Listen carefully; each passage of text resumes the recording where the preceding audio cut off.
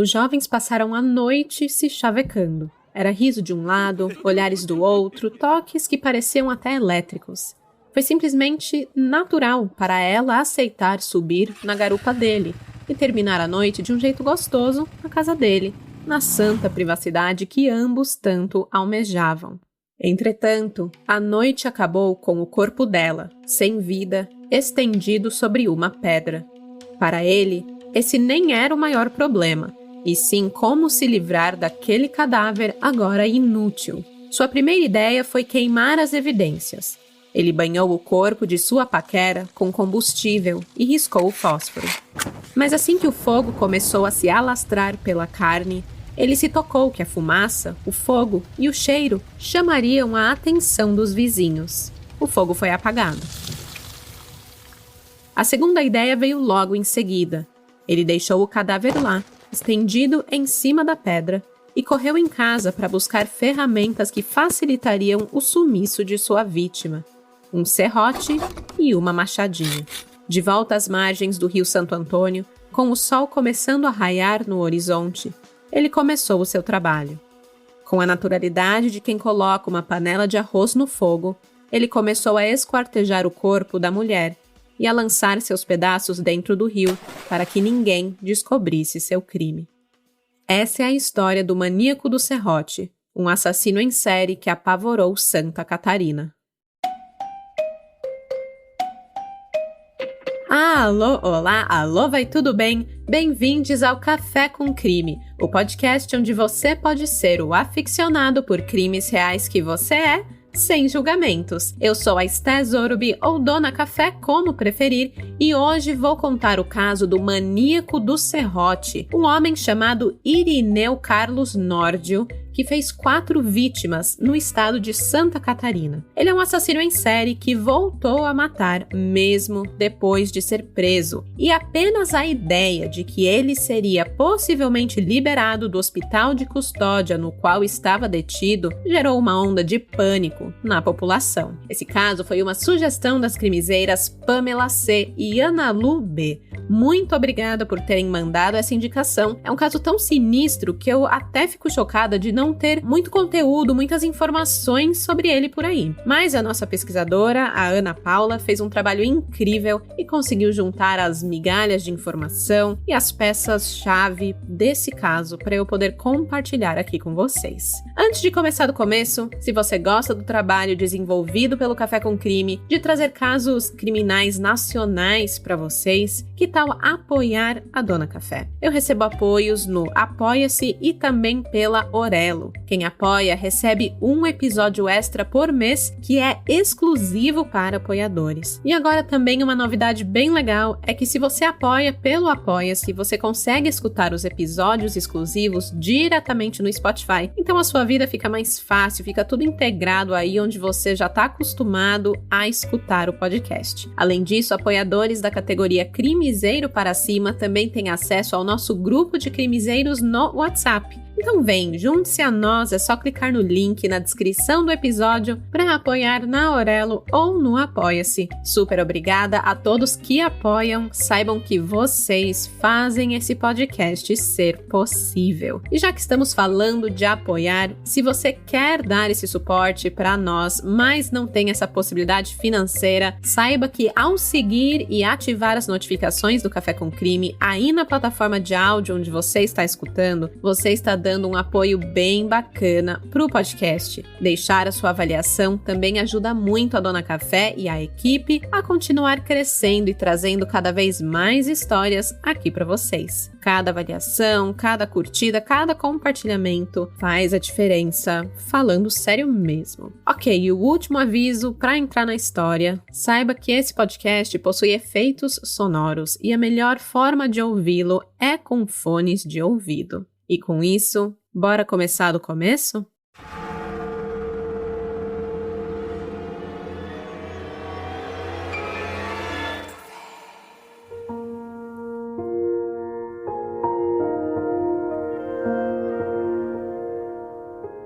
O fiscal Valdéres Amarante Xavier, de 23 anos, e sua namorada Maristela Falache formavam um jovem e apaixonado casal que vivia em Videira, uma cidadezinha simpática do meio-oeste catarinense. E eu digo simpática pois tinha apenas cerca de 50 mil moradores e por ter sido colonizada por italianos e alemães, tinha uma arquitetura bem interessante. Umas casinhas com aquele telhado triangular, vibe Campos do Jordão. Para quem é de São Paulo sabe ali essa região como é bem bonitinho, bem simpático. Como o nome até mesmo sugere, Videira é nacionalmente conhecida por ser a principal produtora de uvas e vinhos de Santa Catarina, sendo a responsável por aproximadamente 80% da produção estadual. E foi nesse cenário que no dia 3 de outubro do ano 2000, Valderes e Maristela combinaram de se encontrar. Era uma terça-feira, eles queriam quebrar o ritmo da semana, comer uma coisinha juntos, namorar um pouquinho, porque ninguém é de ferro, né, gente? Um encontrinho seria bom para dar aquele gás e energia para cumprir os compromissos dos próximos dias, sem que a saudade apertasse tanto. Naquele dia, como combinado, o fiscal passou na casa da namorada em sua Fiat Pampa para pegá-la e de lá partiram para o passeio. Depois de aproveitar um pouco a noite, o casal decidiu que queria um pouco mais de privacidade e assim foi de carro até certa altura da Estrada Linha Escuciato, que liga o bairro de Vinhedo a uma empresa que fabrica reboques e carrocerias. É que essa estrada é um pouco mais, digamos assim, calma, não tem muito movimento, é erma, sem muitas residências e que, assim como a cidade em si, era relativamente uma área tranquila. Certamente não havia razão para preocupações, apesar de ser um lugar bem afastadinho. Eu até procurei aqui os dados de taxa de homicídios ali na cidade no ano 2000, mas eu não encontrei exatamente daquela época. Mas só para vocês terem uma ideia, Videira registrou apenas 13 homicídios nos anos de 2021, 2022 e 2023. Isso de acordo com dados da Secretaria de Segurança de Santa Catarina. Então foram 13 assassinatos em 3 anos. É um número bem abaixo do registrado em grandes capitais. E isso agora, em 2021, 22, 23, né? Então em 2000 eu imagino que era até mais tranquilo. Então, tava tudo seguro, tudo bem, cidade tranquila, casal tranquila, bora lá pro escurinho, tá tudo certo. E a partir daqui, eu acho de bom tom dizer o óbvio neste podcast. Tomem cuidado com situações como essa, porque pode parecer que tá tudo bem, tá tudo tranquilo, mas não tá não. Vocês lembram do episódio 146, em que o casal Maria Ataíde e Fábio Martins da Rocha foram surpreendidos enquanto namoravam no carro e acabaram brutalmente assassinados na cidade de Montes Claros? Ou vocês lembram também do maníaco do cassino, que eu já contei aqui no podcast, que ficou conhecido exatamente por assassinar casais que namoravam escondidinhos nos carros à noite, nas praias do Rio Grande do Sul? Pois então, aqui vai mais um exemplo, né? Não dá muito pra gente confiar na tranquilidade do lugar onde você mora só porque você acha que é um local seguro. Gente, cuidado mesmo. Bem, já passava ali da meia-noite quando Valderes estacionou sua Fiat Pampa no acostamento da estrada. O clima não demorou a esquentar e o casal começou aquela pegação. Foi quando um homem branco, de barba longa e cabelo mal cortado, surgiu na estrada praticamente vazia e estacionou a sua moto ao lado do carro. Lá dentro do Fiat, devido à animação do encontro, o casal não percebeu a presença daquela moto e não teve nem tempo de ensaiar uma reação. Todo o romance da noite foi silenciado abruptamente pelo barulho de uma pistola sendo batida contra a janela e uma voz que ordenava que abrissem imediatamente as portas do veículo. Assustados, pegos completamente de surpresa, Valderes e Maristela obedeceram às ordens prontamente. A motivação para o que viria a seguir permanece um mistério. Não se sabe se a intenção daquele homem era apenas assaltá-los e ir embora, mas fato é que diante da cena de uma bela jovem praticamente nua, ele decidiu que a levaria com ele. Não houve tempo para diálogo. Assim que Valderes abriu a porta do motorista e o seu algoz pôde vê-los com clareza, 3 tiros foram alvejados contra sua cabeça.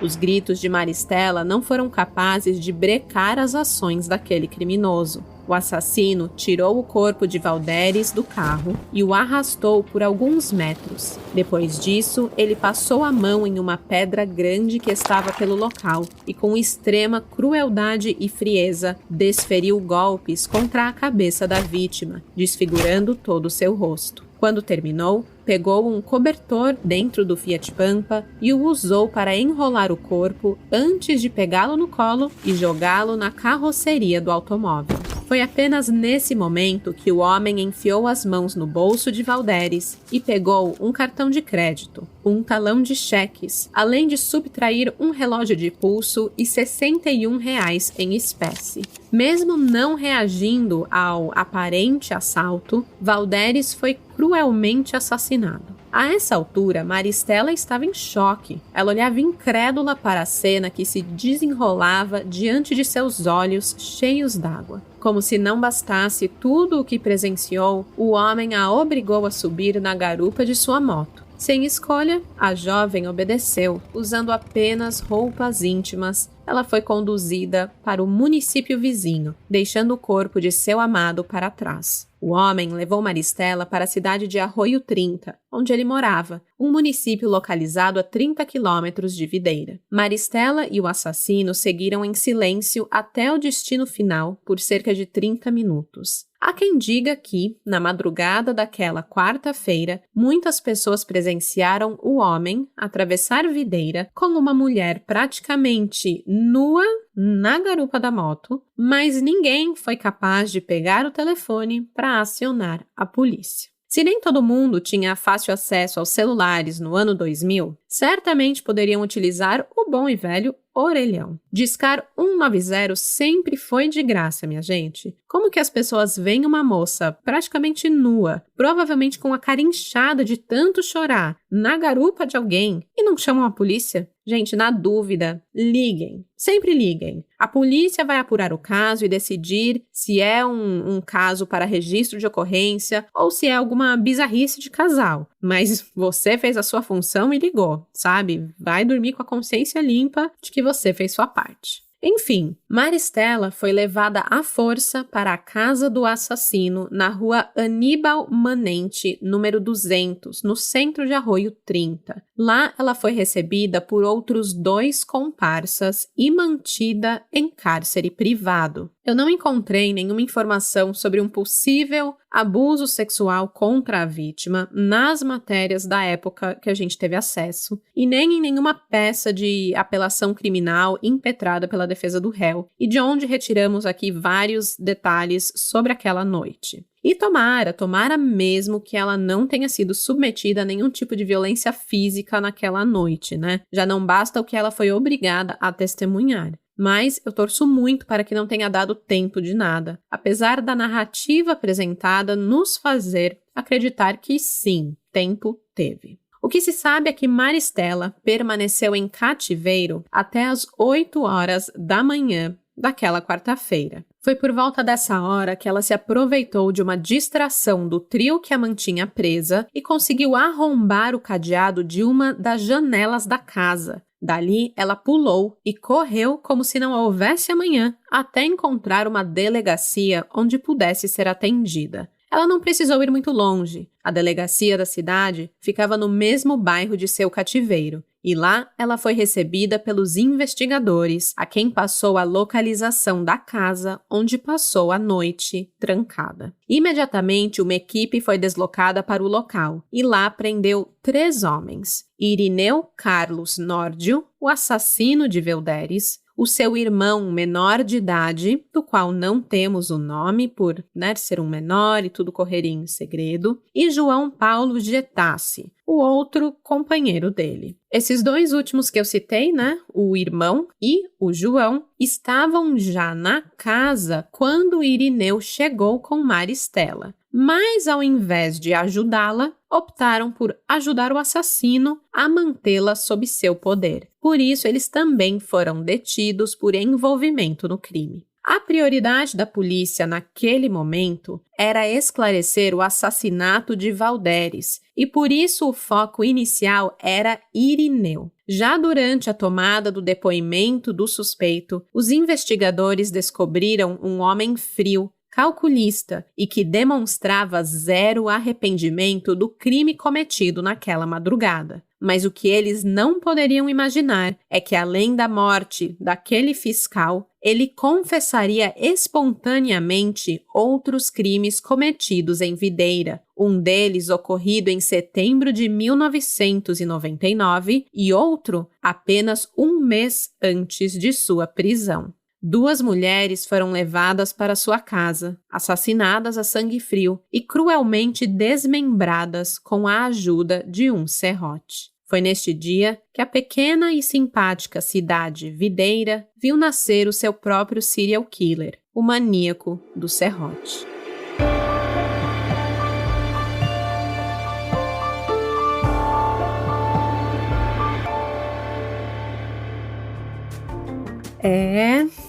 É tenso. Por isso, vamos dar uma pausa, tomar uma xícara de café e falar daquilo que ninguém reparou. Na cena do crime, ninguém viu, enquanto todos notam as pegadas gritantes. O detalhe que passou despercebido foi um look impecável, discreto, quase perfeito demais. A tech t-shirt long sleeve da Insider é assim, cobre sem pesar, esquenta sem sufocar. É ideal pro friozinho leve do outono que vem aí. E para quem quer sumir no radar com estilo também. No trabalho, no cafezinho da tarde, ouvindo podcast ou naquele happy hour inesperado, ela entrega o que promete, praticidade com elegância. Corre lá para o site da Insider para garantir a sua tech t-shirt long sleeve. Ela tá com desconto por tempo limitado. É só usar o nosso cupom Café com Crime para garantir 15% off. O link para a loja da Insider com desconto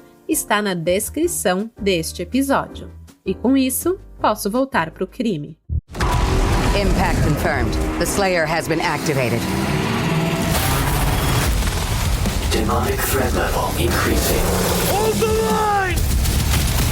All the power of hell cowering before one man. id Software presents Doom: The Dark Ages. Available May 15th on Xbox Series X and S, PlayStation 5 and PC. Pre-order now. Rated M for mature. Good night, itchy eyes. Good night, sudden sneeze. Good night to your symptoms of allergies. Xyzal is the allergy medicine you take before bed. It provides powerful relief while you rest your head. Not just all night, but all the next day. Xyzal keeps working, keeping allergies at bay. And without those annoying symptoms disturbing your rest, you can wake up the next morning feeling your absolute best. Remember, be wise all. Take Xyzal. At night.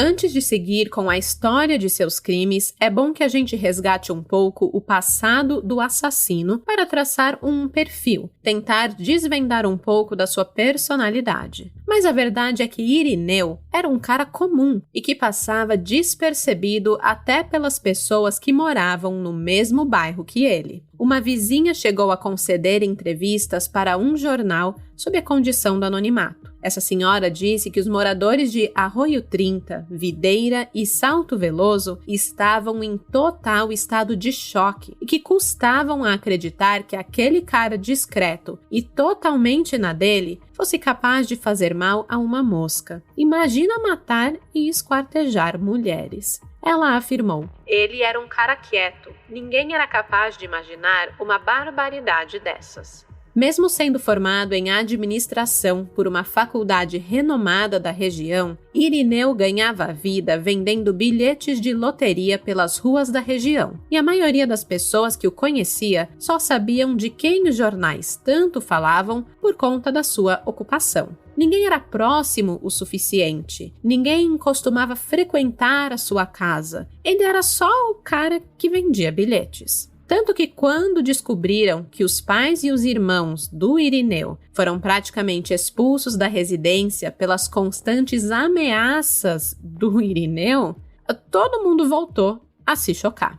Pois é, para escapar das investidas do filho, os pais se mudaram para outras cidades com os filhos menores e se abrigaram na casa de parentes. Preferiram deixar a casa construída com tanto esforço a terem que confrontar Irineu e exigir que ele deixasse o imóvel. A fuga da família proporcionou a Irineu o ambiente ideal para o abate de suas vítimas, com total privacidade e liberdade para executar seus planos mais sombrios. E não eram apenas os seus planos que eram sombrios. Assim que a polícia teve acesso à residência do assassino, encontrou um cenário perturbador, com revistas pornográficas, fitas eróticas e objetos que indicavam um comportamento obsessivo e sádico. Na porta da sala, uma novena colada no vidro. Dentro de casa, pornografia à torto e à direito. Havia mais material pornográfico do que móveis. Após a descoberta do que a casa carregava, obscenidades e mortes, as pessoas deixaram de passar na calçada da residência. Mesmo que Irineu estivesse detido,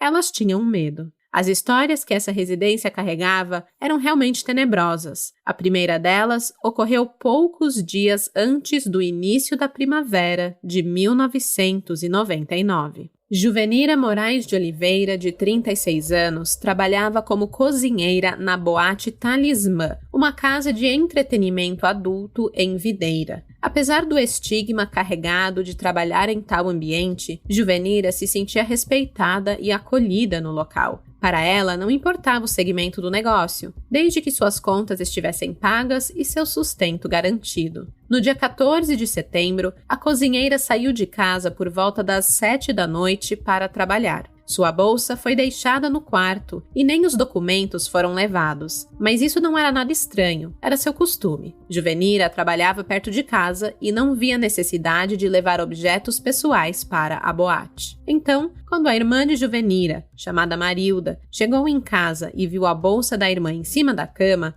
ela não estranhou. Acontece que, para a infelicidade de Juvenira, Irineu decidiu ir à Boate Talismã naquela noite para procurar a diversão. Entre o atendimento de uma comanda e outra, a cozinheira acabou jogando conversa fora com Irineu. Ele era branco, tinha uma barba longa e o cabelo não viu uma tesoura há algum tempo. Vamos considerar um estilo meio rústico. Apesar de ter apenas 27 anos, Irineu aparentava ser pelo menos 15 anos mais velho. Mas o papo era agradável. Ele era bastante simpático e ela se sentiu à vontade ao seu lado. O chaveco rolou solto madrugada adentro. E quando o expediente acabou, Irineu convidou Juvenira para que terminassem a noite juntos em sua casa. Ela não viu motivos para recusar o convite e aceitou. Ele era legal, parecia gente boa, e assim que deixou a boate com Irineu, Juvenira sumiu, sem deixar rastros. Por vontade própria, ela subiu na garupa da moto de Irineu e percorreu os 30 quilômetros que separam Videira da cidade de Arroio 30, em sua companhia. Mas ao invés de ter o fim de noite que desejava, Juvenira se deparou com um homem violento e cruel. A cozinheira foi atacada e asfixiada até a morte dentro da casa do assassino, tornando-se sua primeira vítima. Depois de matá-la, Irineu só conseguia se preocupar com a desova do corpo. Ele precisava desaparecer com Juvenira antes que o sol nascesse, pois colocar um cadáver em cima da moto e sair com ele pelas ruas da cidade em plena luz do dia estava fora de cogitação. E deixá-la sob o mesmo teto do seu irmão menor de idade também não era uma ideia aceitável. A solução encontrada por ele foi a de colocar o corpo nas costas, ainda de madrugada, para aproveitar que as ruas estariam desertas e percorrer cerca de 300 metros com a vítima até a margem do rio Santo Antônio, muito perto de sua casa. Mas vocês acham que ele deixou a mulher por lá, foi embora e não voltou mais? Negativo. Em um primeiro momento, ele estendeu o corpo sem vida da cozinheira em cima de uma pedra e o banhou com combustível para que pudesse queimá-lo. Irineu chegou a colocar fogo no cadáver, que ficou parcialmente queimado, mas acabou desistindo da ideia. Provavelmente a fumaça e o cheiro chamariam a atenção dos moradores do bairro e a vítima seria facilmente encontrada. Então ele foi embora, sim, e deixou o cadáver lá, estendido em cima de uma pedra, mas não por muito tempo. Ele correu em casa para buscar ferramentas que facilitassem o sumiço daquele corpo, um serrote e uma machadinha. Irineu voltou às margens do rio Santo Antônio, quando o sol já estava raiando. E com a naturalidade de quem coloca uma panela de arroz no fogo, começou a esquartejar o corpo de Juvenira e a lançar seus pedaços dentro do rio para que ninguém descobrisse o crime ou que pelo menos demorasse a descobri-lo. Em um primeiro momento, o seu plano deu certo. Mesmo com o sumiço de Juvenira sendo bastante divulgado em Videira, o corpo demorou a ser localizado. Quando as partes do corpo começaram a aparecer ao longo do rio e a identificação do corpo foi concluída, a investigação encontrou pouquíssimos indícios do que poderia ter acontecido com a mulher. E apesar da crueldade e da violência empregadas contra ela, o assassinato não foi esclarecido logo de cara. Algumas testemunhas chegaram a depor na delegacia e disseram que viram Juvenira com Irineu na noite do crime. Ou seja, se tivessem ido um pouco mais a fundo, investigado o caso direitinho, teriam chegado até o assassino, porque o nome dele as testemunhas já tinham. A prisão poderia evitar os outros crimes que seguiram, mas nada disso aconteceu. O que aconteceu mesmo é que, sem a repercussão necessária, o crime esfriou, ninguém foi preso e ficou sem solução. A família da vítima que lute contra tanto descaso, Sempre assim. Depois da morte de Juvenira, Irineu segurou a onda por mais um ano, até que encontrou uma nova oportunidade para voltar a matar.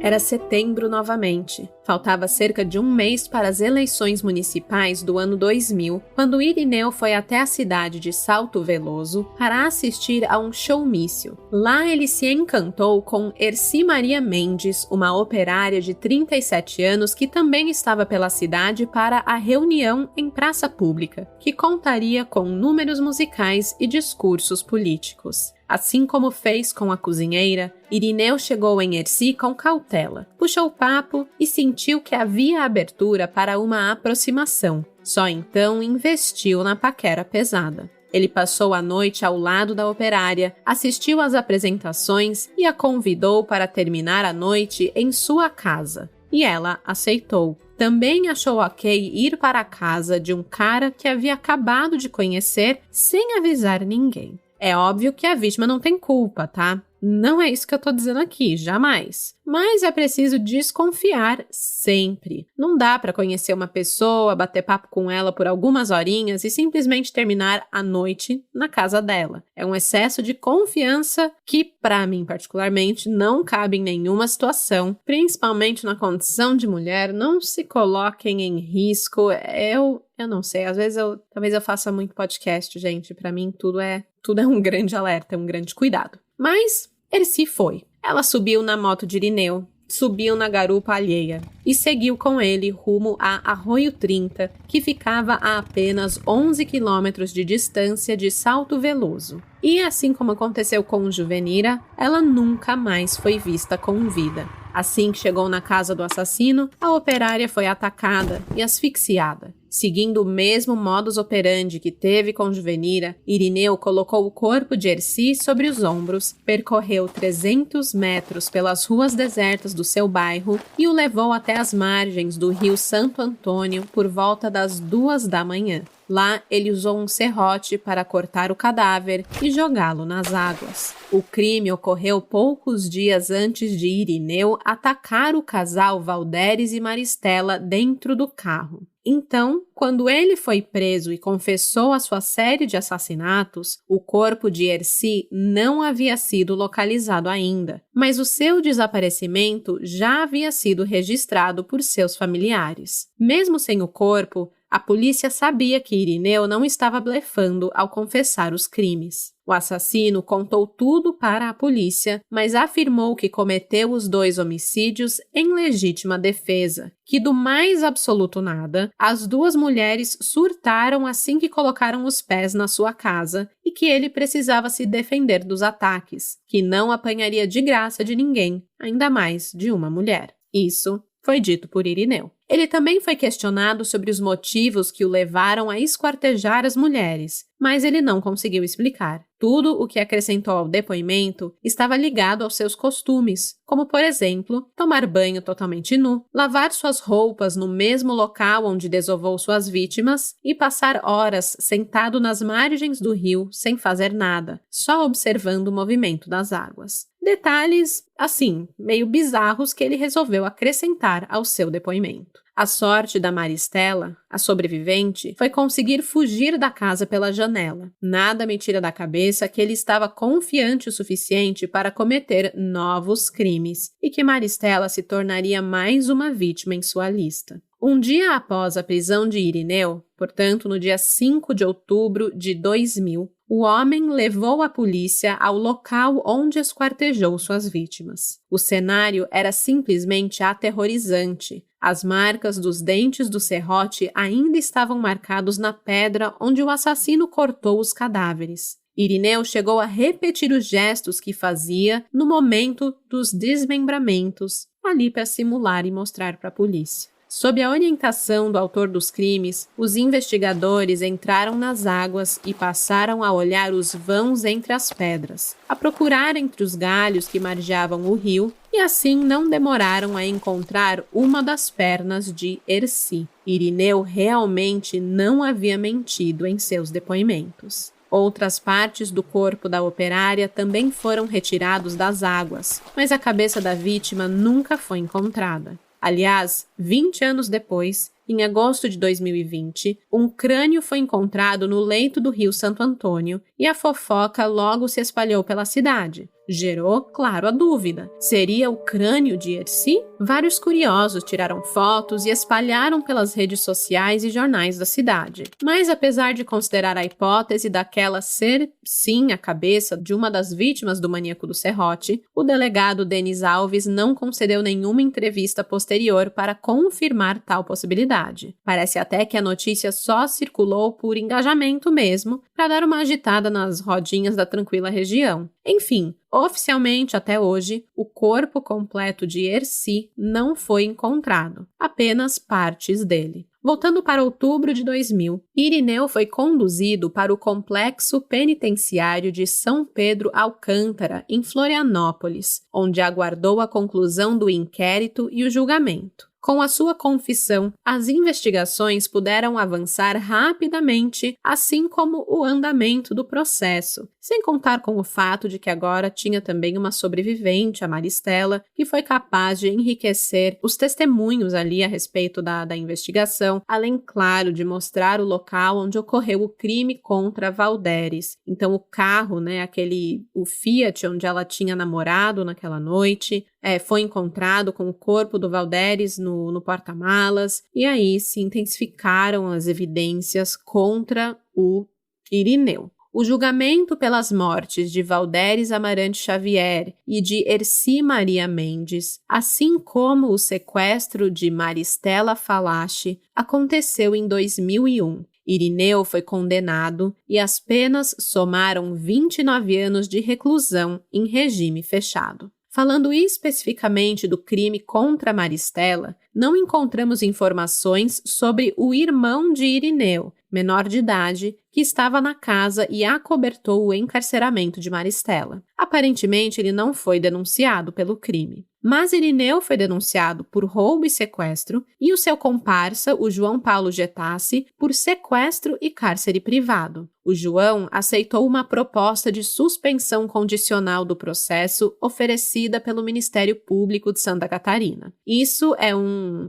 benefício previsto em lei para crimes considerados menos graves. E como que funciona? Se o réu aceitar as condições impostas pela promotoria, como não se envolver em novos crimes, comparecer às audiências e conseguir um emprego, por exemplo, o processo fica congelado por um período entre 2 e 4 anos até ser arquivado. Então, o fato desse homem, o João Paulo, ter se envolvido no encarceramento de Maristela não deu em nada. Ele teve esse benefício e ficou por isso mesmo. Pode parecer que ficou muito barato para o cúmplice do Irineu, mas a gente não sabe as condições desse homem, o que ele estava fazendo na casa de Irineu, se ele foi obrigado pelo Irineu, porque a gente já tem um histórico de violência do Irineu contra a própria família, então a gente não sabe o que aconteceu ali claramente para ele poder ser beneficiado dessa forma na hora do julgamento. Bem, com a condenação de Irineu Carlos Nórdio pelos assassinatos de Valderes e Erci,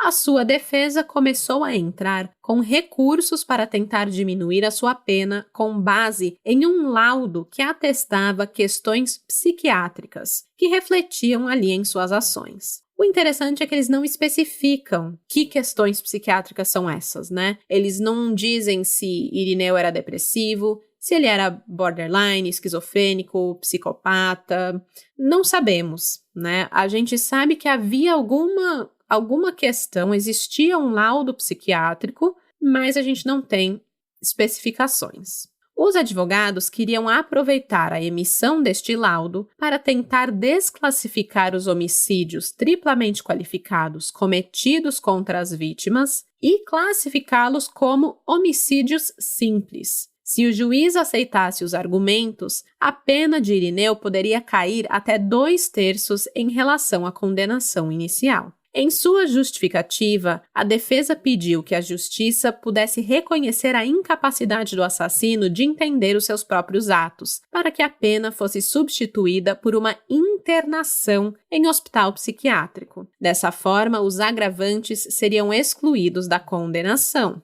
E tem mais um fato, que era o fato de Irineu ser réu primário. Isso também foi usado pela defesa como base de sustentação desse argumento. É direito da defesa tentar, né, gente? Mas também é direito do relator indeferir o pedido. E o juiz Genésio Nolli, munido de argumentos muito sólidos, assim o fez. Ele já abriu a resposta para aquela apelação criminal desbancando o laudo psiquiátrico, que realmente existia, tá? Não foi uma invenção da defesa, foi um laudo feito ali por profissionais forenses, mas, em seu entendimento, o juiz disse que não era suficiente esse laudo apontando essas questões que a gente não sabe, que isso não era suficiente para facilitar a vida do Irineu.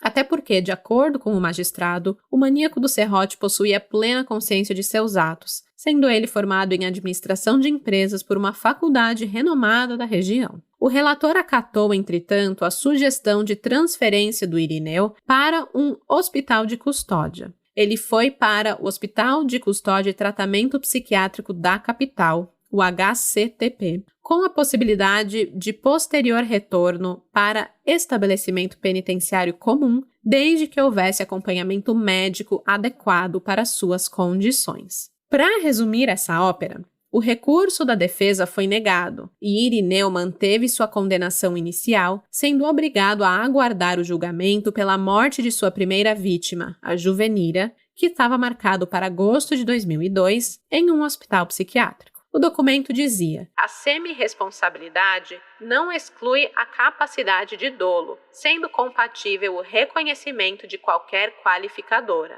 Este é o relatório. Não merece provimento o recurso. Sem alternativa, Irineu permaneceu cumprindo sua pena e aguardando o próximo julgamento. Ele se comportou por aproximadamente 1 ano, mas no dia 11 de agosto, as grades e a vigilância constante não foram capazes de deter a sua fúria, e ele voltou a matar. ChatGPT Plus is free for college students through May. Here's the thing. You've got a lot to do between now and then. Studying for finals, writing papers, trying to keep your life on track. And ChatGPT can help with all of it. It can quiz you for your econ exam, make a study guide from your French notes, plan out your meals and study breaks, It can get really specific on how you like to learn. It can even help you come up with ways to stop procrastinating. So from now until summer break, take advantage of all the ways ChatGPT can make your life easier. Restrictions apply.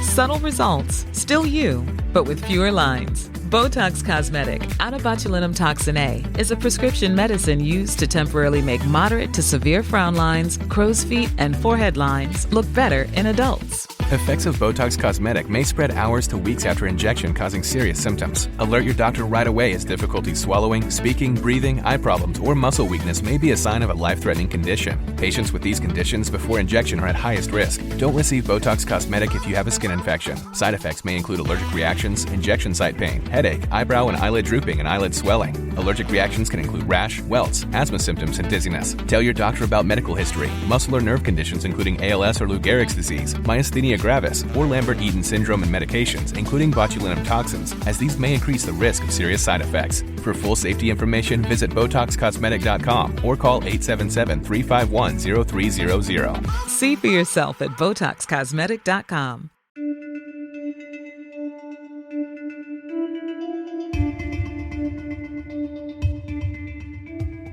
Já havia passado da hora de dormir quando Irineu decidiu investir contra Nelson Ferreira de Araújo, de 46 anos, um homem também condenado por homicídio com quem Irineu dividia a cela. O hospital psiquiátrico estava em silêncio absoluto. O único barulho ouvido pelos internos era dos passos que os agentes penitenciários davam durante as rondas noturnas pelos longos corredores que interligavam os pavilhões do prédio. Nelson já estava em sono profundo quando Irineu passou a mão em um objeto pérfuro cortante e desferiu golpes por todo o seu corpo. A vítima não teve sequer tempo de reagir. Os agentes não foram capazes de ouvir a investida do maníaco do serrote contra o colega de cela e, sem ajuda, pereceu diante das 165 estocadas que recebeu. Pode parecer piada, mas o número exagerado de golpes foi justificado pela insistência da vítima em não morrer. Como Irineu fazia questão que ele não tivesse nenhuma chance, só parou de golpeá-lo quando teve a absoluta certeza do falecimento. Você quer mais? Tem mais. Na manhã seguinte, com o corpo de Nelson já dilacerado pela quantidade absurda de golpes, Irineu cortou a ponta da língua da vítima, jogou na privada e deu descarga. O motivo de tudo isso, a gente não sabe. O que sabemos é que o seu ato de selvageria foi capaz de acrescentar aos seus laudos psiquiátricos que ele era um homem incapaz de viver em sociedade e que, se havia a menor chance de conseguir algum benefício da justiça, a possibilidade estava morta e enterrada. Ele certamente passaria um bom período atrás das grades. O crime contra Nelson não impediu que o julgamento pela morte de Juvenira, marcado para o dia 27 de agosto, acontecesse. A sessão teve início pontualmente às 9 horas da manhã no auditório da Universidade do Oeste Catarinense, em Joaçaba, Santa Catarina. Irineu foi condenado a 10 anos e 10 meses de prisão em regime fechado pelo homicídio da cozinheira e a passar por tratamento psiquiátrico compulsório no manicômio judiciário de Florianópolis durante o cumprimento de sua pena. Ele voltou a sentar no banco dos réus em 27 de julho de 2004, desta vez para responder pelo assassinato de seu companheiro de cela. Nesta ocasião, Irineu foi sentenciado a 13 anos e 4 meses de reclusão. No total, pelos crimes cometidos de 3 homicídios, 1 latrocínio, que é roubo seguido de morte, e 1 sequestro e cárcere privado, o maníaco do serrote teria pego uma pena somada de mais de 52 anos. Mas lembram do laudo psiquiátrico que dizia que o Irineu tinha certas limitações, que nós não tivemos acesso para saber quais eram essas limitações? Bem, o juiz entendeu que Irineu, em geral, tinha capacidade de entendimento. Não serviria aqui o considerar inimputável. Mas o juiz compreendeu pelos laudos que o seu entendimento não era pleno. Em sua apelação criminal, o relator Genésio Nolli grifou: Muito embora, no presente caso, não esteja configurado um quadro de alienação mental, há, em decorrência dos transtornos de personalidade, uma redução da sua capacidade de determinar-se e de entendimento com relação aos atos praticados, tornando o periciado do ponto de vista psiquiátrico forense semi-imputável pelos atos praticados à época dos fatos. Bem, então aqui ele acaba sendo considerado semi-imputável. Sendo assim, foi aplicado o parágrafo único do artigo 26 do Código Penal que considera o agente imputável e, portanto, responsável por ter alguma consciência da ilicitude. O agente é imputável, mas para alcançar o grau de conhecimento e de autodeterminação, é-lhe necessário maior esforço e, por essa razão, é menor a reprovabilidade de sua conduta e, portanto, o grau de culpabilidade. Ou seja, o que é esse semi-imputável, né? Ele tem culpa? Ele tem culpa sim, mas nem tanto porque ele não compreende completamente, não tem a plena consciência do que está fazendo, apesar de saber que é errado.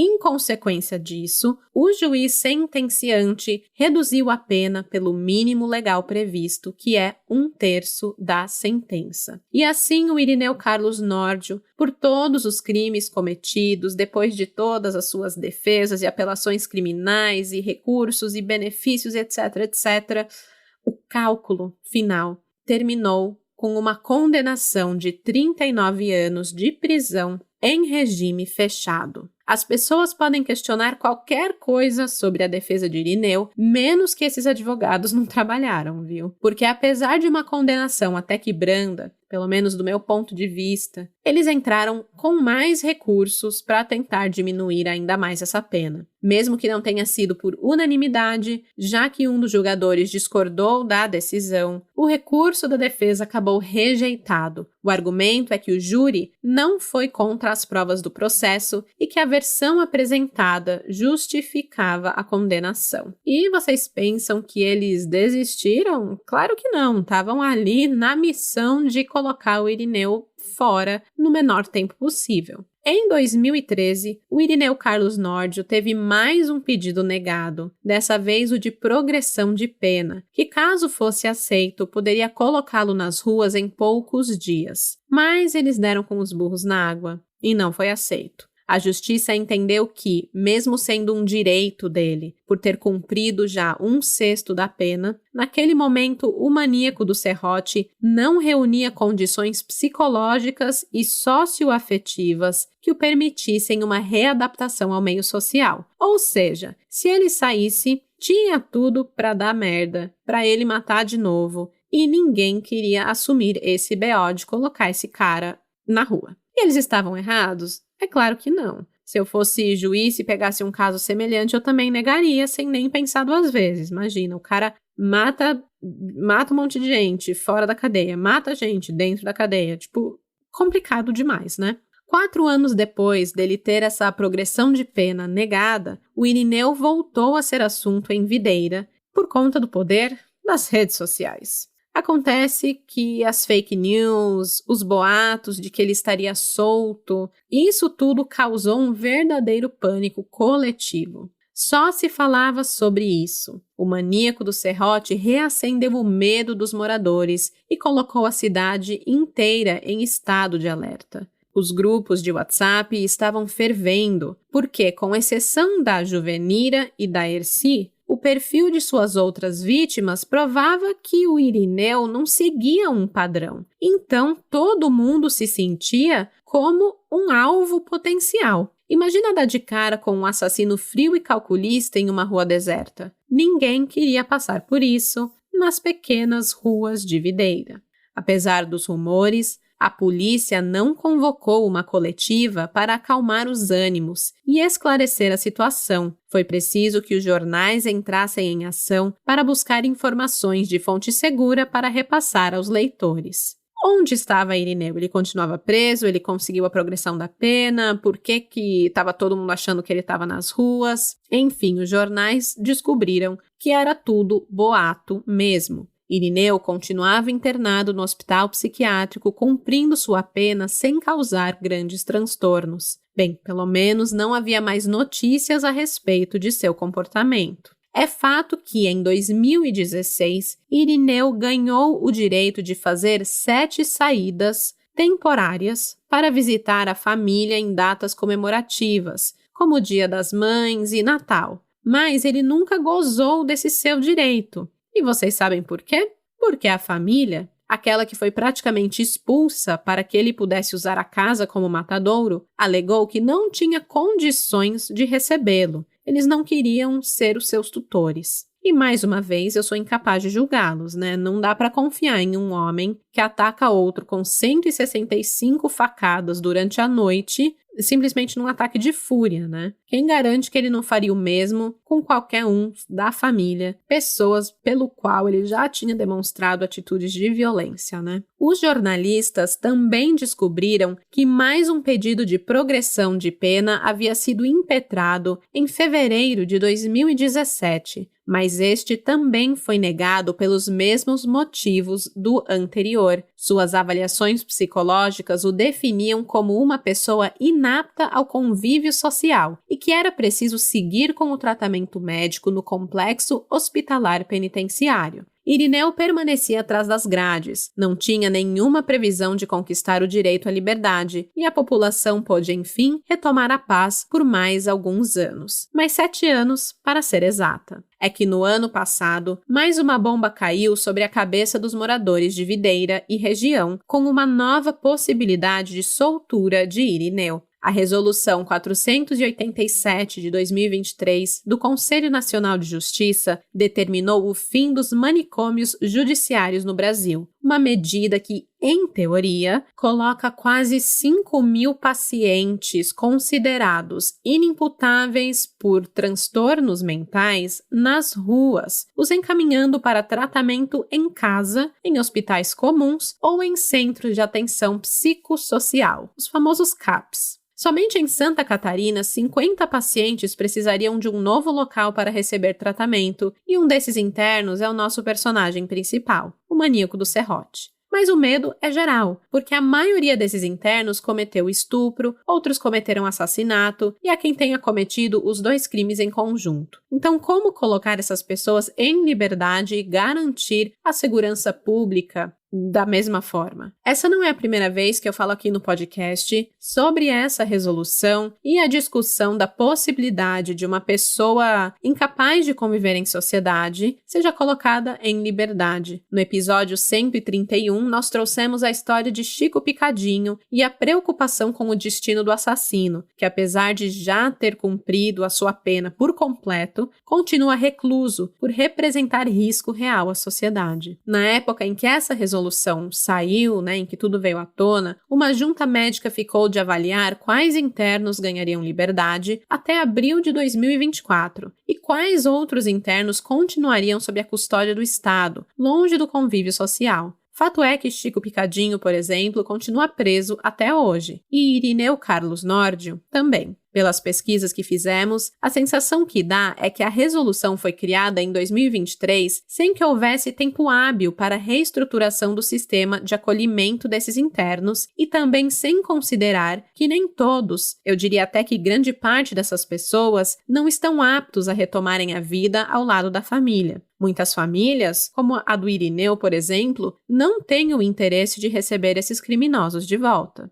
Diante de uma situação que parecia não ter solução imediata, o Ministério Público de Santa Catarina obteve na Justiça uma medida liminar que impede o fechamento do Hospital de Custódia e Tratamento Psiquiátrico em Florianópolis, onde Irineu cumpre sua pena. Então, esse hospital permanece em funcionamento, já que a rede pública de saúde mental da cidade não possui estrutura suficiente para absorver os pacientes do Hospital de Custódia e Tratamento Psiquiátrico, principalmente aqueles que representam maior periculosidade. O governo estadual, na verdade, ele propôs uma reestruturação desse hospital de custódia para que fosse transformado em um centro de saúde penitenciário, sob gestão compartilhada entre a Secretaria Estadual de Saúde e a Secretaria de Administração Prisional. Dessa forma, a unidade deixaria de ser um hospital de custódia, o que significa que respeitaria a Resolução 487 de 2023 para ser uma rede de saúde com foco no tratamento psiquiátrico, sem deixar as medidas de segurança necessárias de lado. Trocando em miúdos, quem precisa continuar internado fica no hospital de custódia. E quem pode ganhar alta para continuar o tratamento em casa vai embora. A transição completa do sistema está prevista para ser concluída até o segundo semestre do ano que vem, 2026. Por enquanto, o maníaco do serrote permanece atrás das grades, sem previsão de liberdade. Caso não seja beneficiado com nenhuma progressão ou liberdade condicional e cumpra integralmente a sua pena em regime fechado, Irineu deve permanecer preso até pelo menos o ano de 2039, quando terá 66 anos de idade. E esse é o caso do maníaco do serrote, um caso que nos faz refletir, sobre muita coisa, né? Número 1, da gente ter cuidado com as paqueras alheias, até em locais que a gente considera que tá tudo certo, que tá tudo bem. Cuidado, só isso. Dá pra viver a vida, mas com um pouquinho mais de cuidado. E 2, sobre a responsabilidade do Estado em casos de semi-imputabilidade ou de inimputabilidade. O que fazer, né, com essa resolução que saiu em 2023? Porque eu sei que muita gente comentou, gerou aquele medo de, nossa, mas aí vão liberar um monte de gente que não está apta a viver em sociedade. Então, quais são as soluções do nosso sistema judiciário para essas pessoas com transtornos psiquiátricos que precisam de um acolhimento diferenciado? A gente ainda tem muito a descobrir e evoluir sobre os tratamentos adequados em cada situação, mas eu achei o estado de Santa Catarina muito sagaz na decisão tomada para transformar o hospital de custódia, antigos manicômios, em centro de saúde penitenciário, e assim não precisar necessariamente liberar pessoas consideradas perigosas de volta às ruas, como muita gente estava aí em pânico quando a resolução saiu. Enfim, crimezeiros, o que vocês acham de toda essa discussão? Bora comentar lá comigo nas redes sociais. Aliás, amanhã, quinta-feira, como sempre, eu postarei as fotos do caso lá no Instagram, no Blue Sky, no Twitter. Segue a gente nas redes sociais, incluindo o Facebook. Se você quiser ver aí imagens do caso e outros conteúdos extras, a gente está sempre postando pelas internets. Eu volto daqui a 15 dias, não na próxima quarta, mas na outra, com um caso novo para vocês. E até lá, não suba na garupa alheia, porque de desgraça já basta esse podcast. Tchau, tchau! Esse episódio foi roteirizado, produzido e apresentado por mim, Stephanie Zorbi. Desenho de som por Luigi Calistrato. Pesquisa e roteiro de Ana Paula Almeida. As fontes de pesquisa utilizadas neste episódio foram Tribunal de Justiça de Santa Catarina, Diário do Grande ABC, Jornal Informe, Rádio Catarinense, Extra Santa Catarina, Portal JC, Portal upiara.net, Portal Marcos da Imprensa e NSC Total.